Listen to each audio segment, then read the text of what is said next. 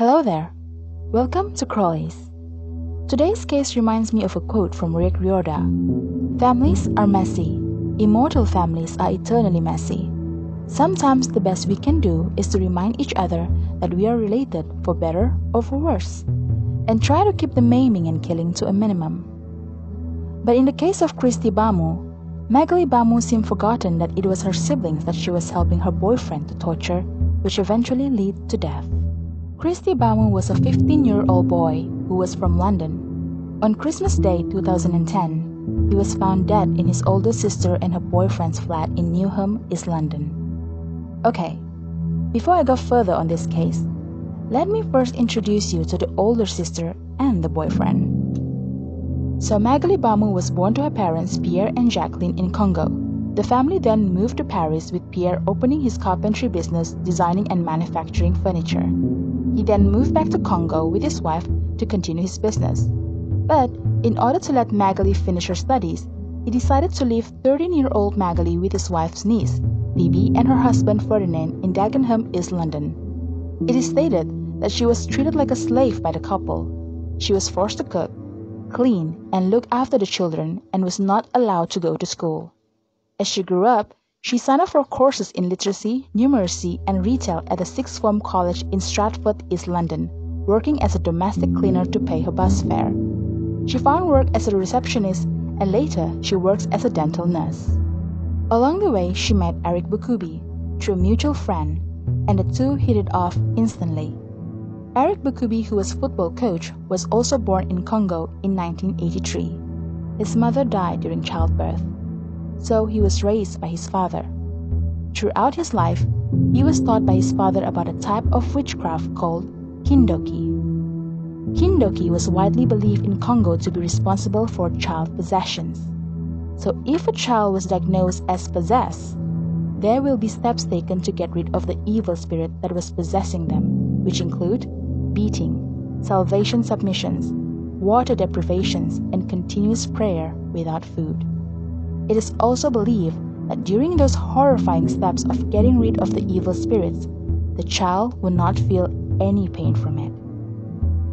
Now, how to diagnose a child of being possessed?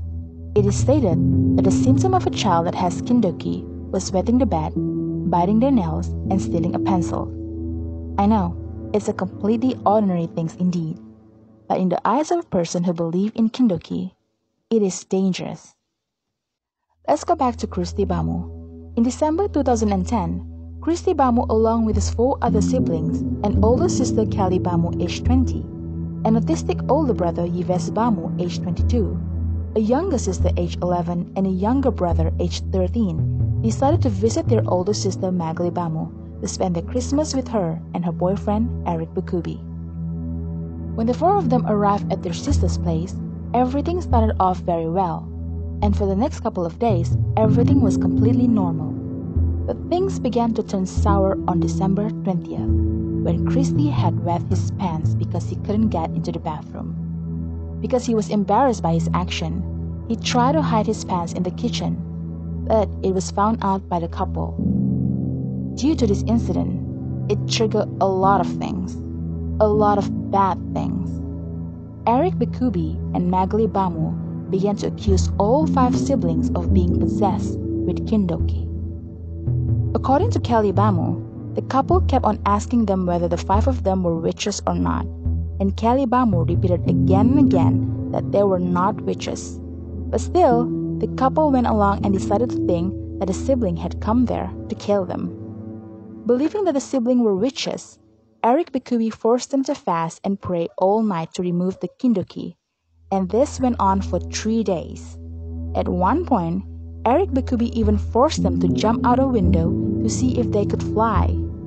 He also began to hit Kristy while Magali Bamu was watching and didn't even do anything to stop it. Kelly Bamu and the younger sister were also beaten along with Kristy, but had managed to escape further attacks when they confessed to being witches. As Kristy has wet his pants, he was not singled out from being tortured. The couple took that as a sign that Kristy was the one who brought Kindoki into the house. Eric Bukubi even made the other siblings to join in the torture or risk the same violence to themselves. Eric Bikubi kept on hitting Kristy until Kristy was having trouble breathing and fell over.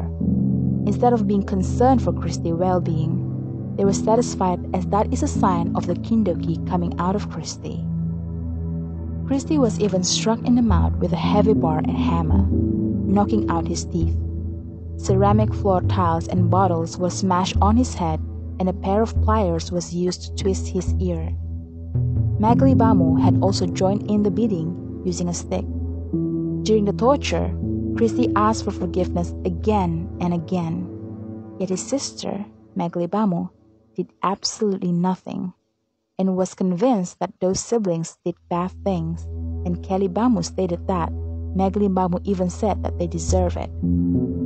For 3.5 days, the torture kept on going, which resulting on 130 separate injuries on Kristy Bamu. On the 4th day, as Kristy's injuries became ever more severe, he even pleaded to be allowed to die.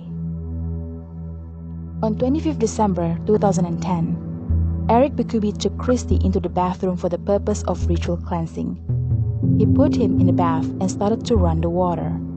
However, Kristy, who was too badly injured and exhausted, had a hard time keeping his head above the water and eventually slipped under the water.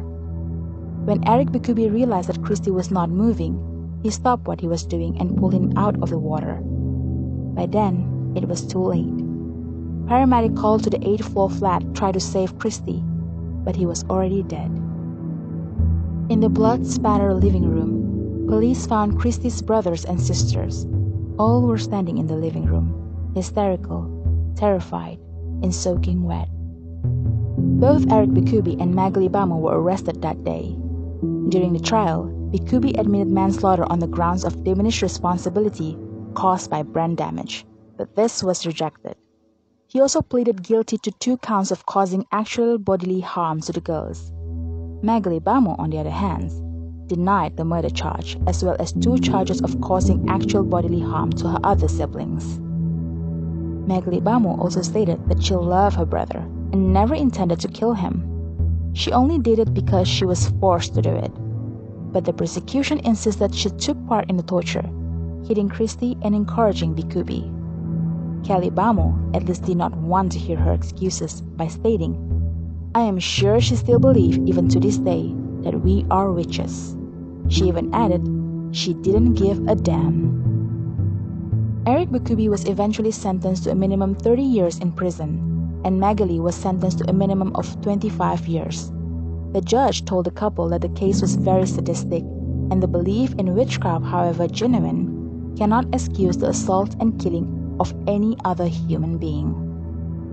So, that is the murder of Kristy Bamu, the boy who was killed on Christmas Day due to accusation of witchcraft. So what do you think? Do you think Kristy was forced to commit this crime? Do you think Eric Bikubi truly had brain damage that caused him to make this crime?